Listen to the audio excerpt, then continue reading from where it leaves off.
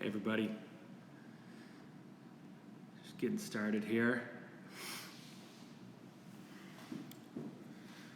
I hope everyone's got their respective bottles of the 15 Classic and the 17 Classic. It's going to be a fun little competition today with these wines, see how they're doing, get a good idea of the video and get a good idea of the wines from the vintage, their respective vintages. So we're going to start talking about that. We're just going to get a few more people join in here.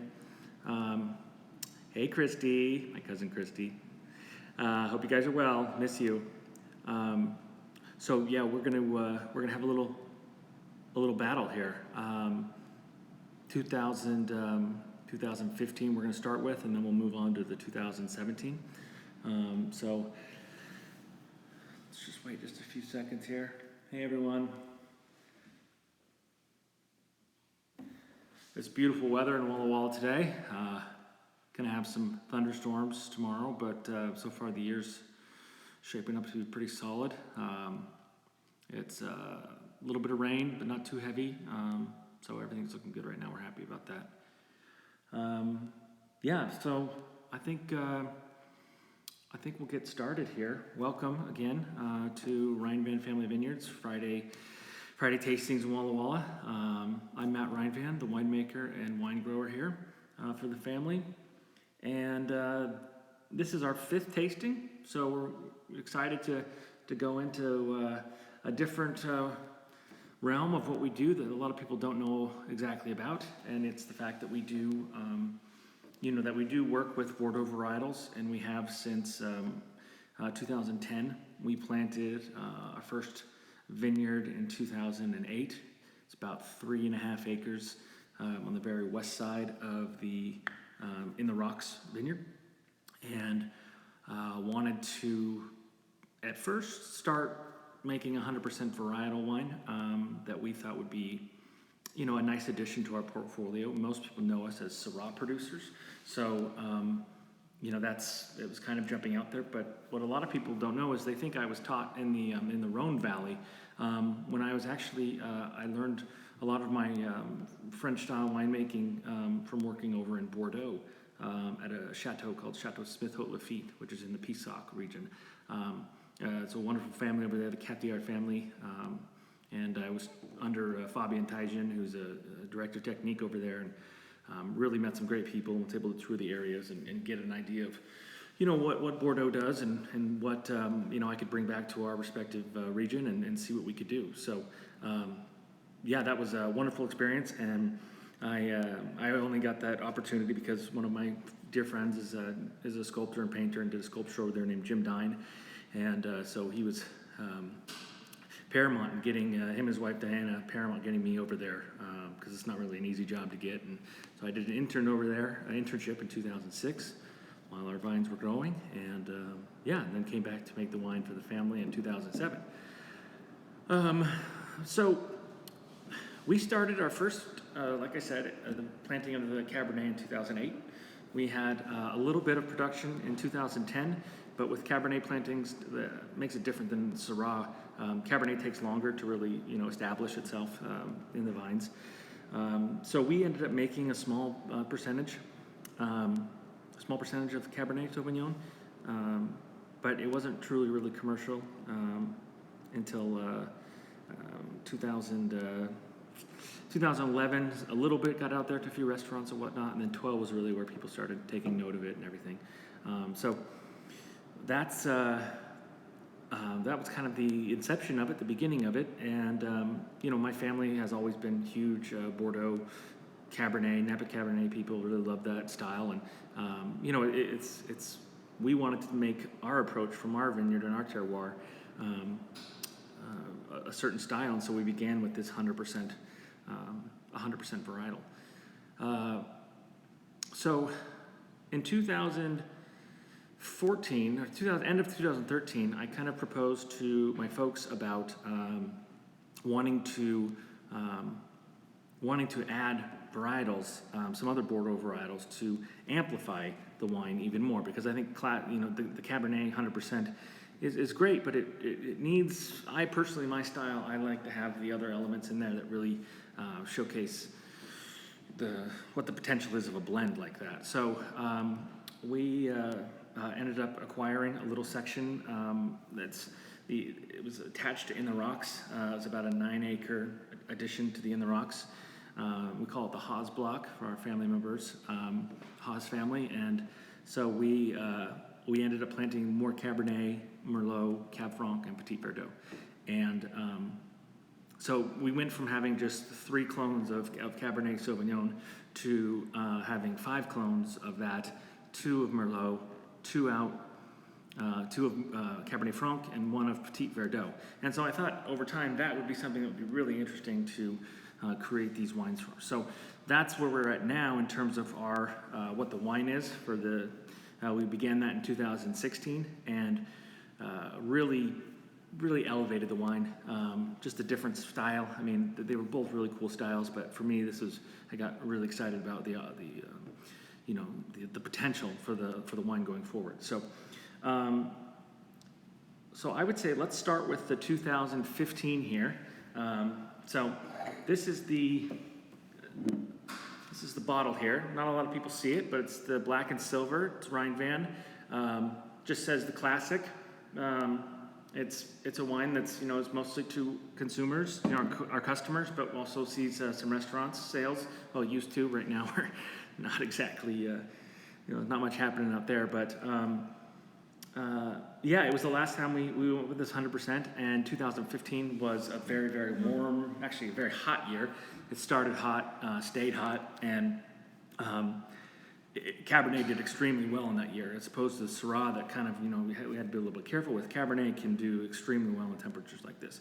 And so we got really amazing character because the skin to pulp ratio, when the wines finally came in, was just amazing, and you get great color, great intensity, and the phenolic ripeness was absolutely there, and there was no kind of huge heat where it feels like it was hot. It was still very well balanced. So really love this wine, and let's just get right into it here. So.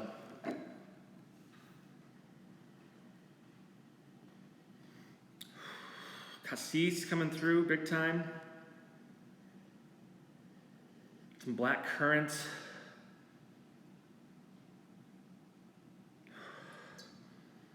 Yeah, the dark berry coming through, ripe plum.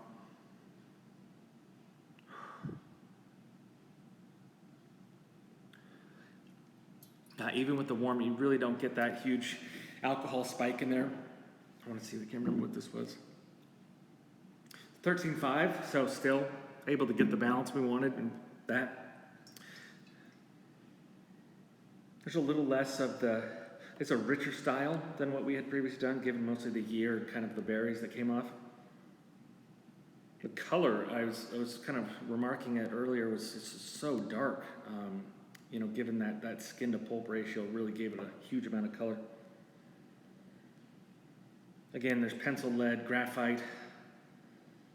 Much more powerful style, but it's still got refined and the elegance to it.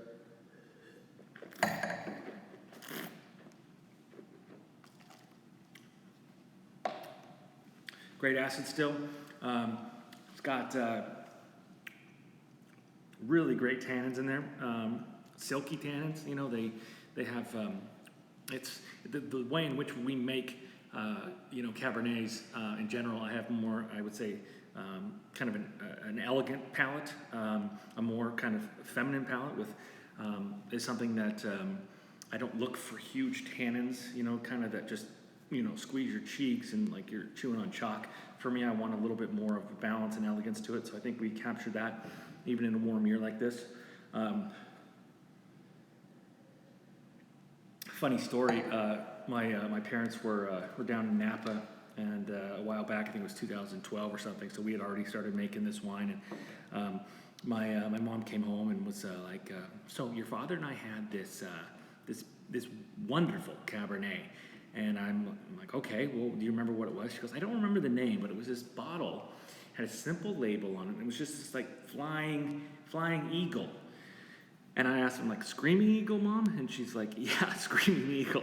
I'm like, oh, that's a high hurdle, but we'll do our best for it. But yeah, they were I was dying. I'm like, well, it's going to take a few years to get to Screaming Eagle level, but yeah. So we're doing our best every year to get better and better and more understanding of of what's happening in the vines and our terroir, and it's been really fun to jump in. Let's see, Wine Renegade, what's in the glass? Yeah, if you just joined, this is the 2015 the Classic, so 100% Cabernet Sauvignon. And then we're going to be jumping into the 2017 the Classic, which is a Bordeaux blend. So, you know, you get these old world characteristics when you have this cab from the In the Rocks vineyard. There's a touch. You know, some people don't like this. Has zero green pepper notes. You know that people say, but it's a good green characteristic that is reminiscent of old Bordeaux style. So I don't mind that at all. I think it's hugely accurate to what a Cabernet should be from the In the Rocks, but with my own personal take on it. So.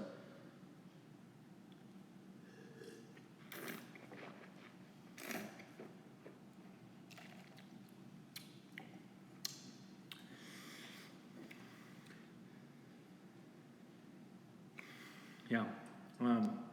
Pairing wise, you know, if you're thinking about some food, I would say there's a lot of options here. I love steak, of course. You know, veal chop would work wonderfully. Just something that's got beautiful fat in there, nice char on it. But it's what I love about and what I try to do with our wines is I want people to be able to enjoy them without having to compare with foods. But if people are really into cooking, especially in this time where we're at home a lot. I know my cousin Spencer won't stop cooking, so I'm looking forward to sharing a meal with him and some wines later. But you know, it's fun to to kind of play with different options. I mean, I love veal chops. There was one time I was in Spiaggia in Chicago that was like, oh, I wish I had the wine with me. It was just perfect. So very fun stuff here. Okay, we'll put that one down. Go to the next one here. So this next one is the 2017, just so people get product recognition here. Always in the silver and black. This is the 2017 the Classic.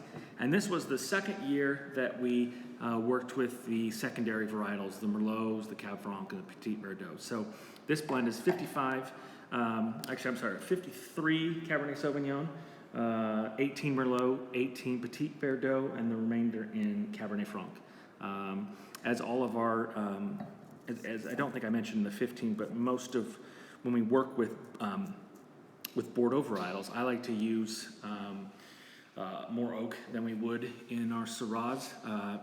There's some kind of beautiful marriage that happens when you take these Bordeaux varietals in oak. So I use about 50% new oak, maybe even higher in some years, but nothing above probably 65 would be the highest I would go. And it's wonderful how they interact, and we age it a little bit longer, closer to the 22 to 24 month time frame. But in terms of how I treat it in the cellar, you can push these wines a lot more. You always have to make sure you know the fruit coming in, and you constantly taste to see what the wines are. But there are times where you can really push the Cabernet and some of the other Cab Francs and a little bit of the Merlot, where you're really trying to extract the flavors. There's a lot of techniques that people do, and it's really all about style, what you want to go for. So I try to go for elegance, purity of fruit, place, and really just showing the fruit and not trying to get too massive a cab, because I want people to enjoy a full bottle of a cab. I don't want them to just have one glass and say, I just can't handle that anymore. So yeah. So moving on now here to the 17 Classic. This is still a baby. This is what we would be releasing this past April here. So super aromatics. The fruit's coming forward right now. Yeah, lots of blackberry, lots of plum.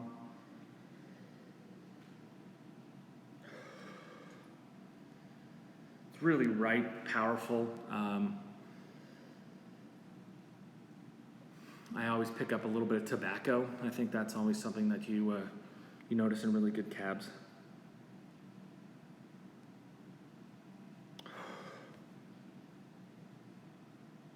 See, for me, this is why I decided to go this direction, is the layer upon layer upon layer that this wine has. The complexity of it just keeps getting better and better. And with the additions of these higher percentages of Merlot and Cab Franc, Petit Verdot, you have, you can get so much more out of it. So, Cuvée 1985, you have me craving Walla Walla Cab now, off to Total Wine. All right, we'll see you later. Thank you, though. Everyone has their own style of going in with Cabernet Sauvignon or Bordeaux blends throughout the state and the world. And, I think what's really important is that we represent, our vineyard, our terroir. And then it's, as much as people like to think the winemakers are these ones who are creating it, you really have to know your style and know the... where you're going, because we're not going to make a wine that's a Bordeaux or a wine that's some other place. It's it's what our vineyard gives us, and it's my job to have the knowledge to know the direction in which we want to go, seeing things that I work that we work with that how would you say it? I recognize in other great wines of the world, and see what we pull from our vineyard, but then retaining our own style and showcasing it. I think that when you taste our Bordeaux wine, this blend, I think you'll think, oh, okay, that's more like, that's a Rheinvan one. That's their own style, and you might pick up similar things, but that's kind of what we're trying to achieve here. So.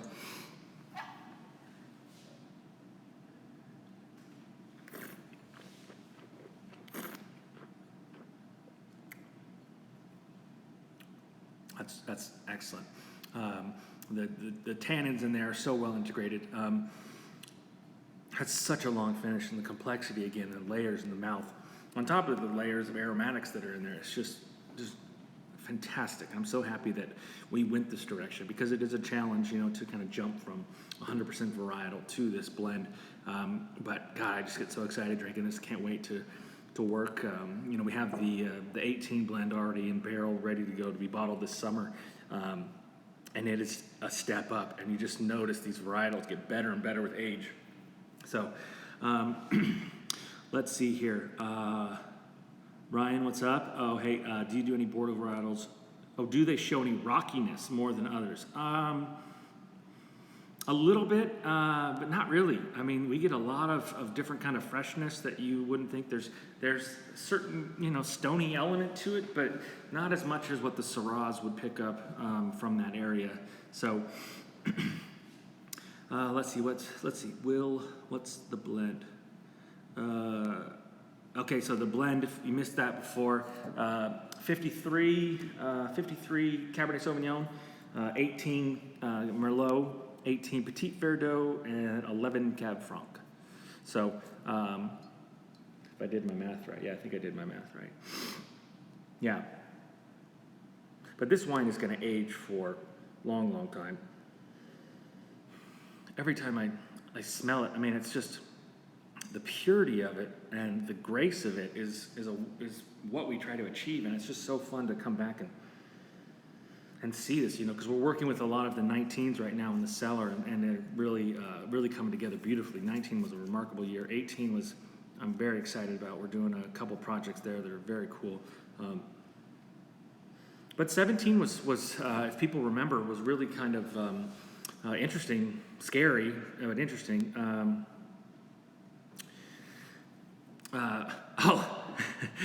That's right. That's right. Yeah, I have this running joke with my assistant winemaker Will that I always quiz him on the blend. So that's cool. Yeah, he's finally got it, I think. But we'll ask him tomorrow too.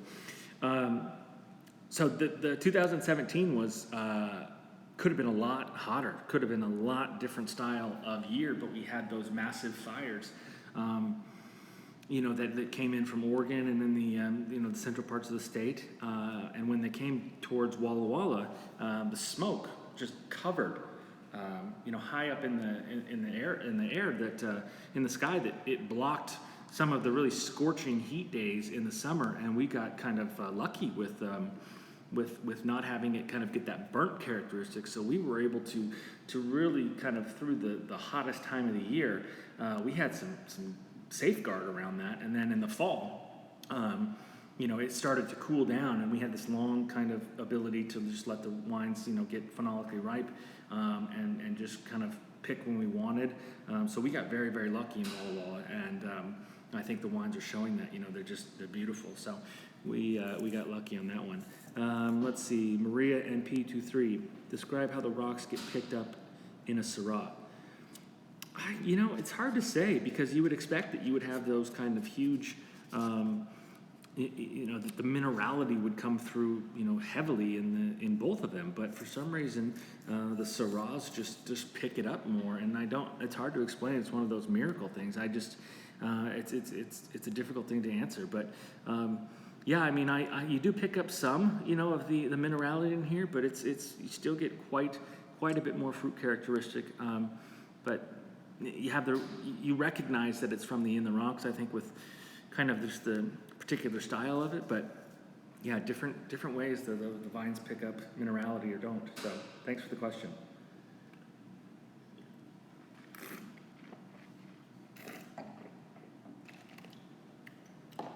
As this one comes back, I'm getting some kind of like black tea characteristic, which is great to see in a Bordeaux blend like that. Because you have these powerful first notes of blackberry and whatnot and everything, this kind of first hits, but with these layers that come through, you get this more, the elegance of it, the subtleness of it, and you want to keep drinking this bottle, all the time. Just like little bit by little bit, see it evolve throughout the day, and it will change dramatically. But one of the things that we always seem to get from our vineyard down there is this pure cassis characteristic, and that's coming through really heavily right now, and I love that. And I love that it's such a baby. It's going to just evolve for years and years to come. Alcohol on this, 14.1. I forgot to tell that one. So, yeah, I think that's true. You get a little bit of gravel and a little bit of chocolate in that. So thank you for that, buddy. Yeah, you just don't get as much of the huge stony characteristics, but I think he's right. I think you get the gravel notes that you would kind of notice in the different areas of Bordeaux, and especially where I worked at Smith Haute Lafitte, they had just amazing gravelly notes like that.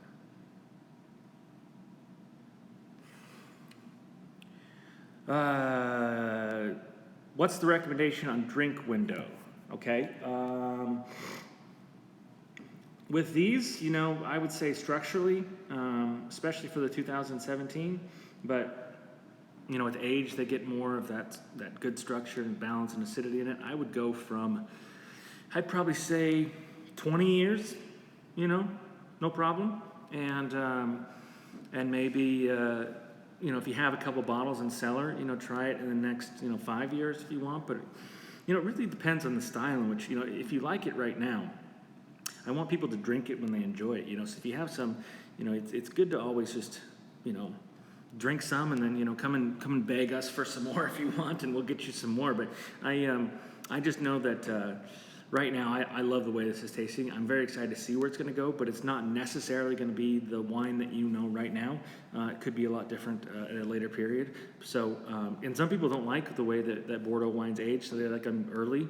So I'm kind of learning this honestly as we go along and learning our own terroir. I think the next generation of Rhine vans will understand the wines better in aging windows. But that would be my recommendation. If you've got some, try it now, enjoy it. Yeah, that's right. Buy a case. Thank you, Ryder. That's awesome. Let's see. Man with 3 first names. What are your biggest viticultural challenges in the rocks different than areas around? It beats the hell out of our equipment. I know that. The rocks are, you can be going along and suddenly there's a huge rock that turns your sprayer into the vines. We break things. We have to weld stuff a lot to keep it strong. So tractor work's very difficult about that. The irrigation factor down there is, we need a lot more water on a regular basis. The foothills is, almost could be dry farmed with our Syrahs up here. But the rocks that's one of the biggest challenges. Other areas around Walla Walla, same on that. So roll an ankle, exactly. Yeah, can do that. We had to deal with frost, absolutely. We always have to deal with that, it seems like. But we're prepared. We do all our can, and sometimes we don't.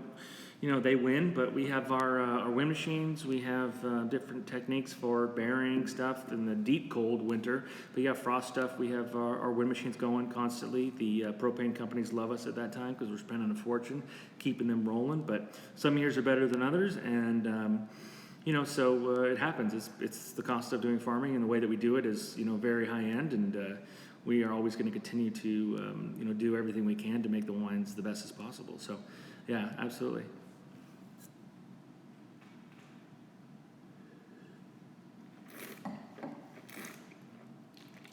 So this wine, I believe, retails for like $75 a bottle. For Washington, I think that's still for the amount that we put into these vineyards. It's really a heck of a deal because as we get more and more, Cabernet, there's a lot more competition in the state for Cabernet blends and whatnot. So, you have to get better and better with everything. Our Syrahs too, better and better. But right now it's at a really great price point, and I think for the value of that, it's always, if you see it, get some because we don't make a lot of it. As we expanded with the new the extension of In the Rocks, we have more. We're going to have more, but I still declassify a lot. So if it doesn't make it, it goes into our other brand, the Unnamed series by Result, and that's something to keep in mind too. So. Let's see here. We do vertical shoot, VSP. So at our Rocks vineyard and every one of our vineyards. So thank you, Ryder. Well, everyone, I hope you guys had a good time today. I had a great time. I get kind of excited. We talk a lot about Syrahs, but now we can talk a little bit about these Bordeaux things. It's another passion of mine that we're building up the brand more. So. That's right, $25 in the state. It's a hell of a deal. Yep. Thanks, K-Mag523. So next week, we're doing this again. We're going back to the early days, 2008 Contender. Still, this wine is going to be amazing. It's still got so much life. So thank you. Thanks, Kaya. It was fun being here with everyone. Thank you, Ryan Gilmore. We will. Love you, brother. Keep up. Yeah, love you too, man. We'll see you over here as soon as possible. So we'll be doing 2008 Contender. So come visit us again, and we look forward to having you. Thanks again for joining. It's always so much fun, and wish you guys everyone the best. And we'll see you next Friday. Okay. Cheers. Salute.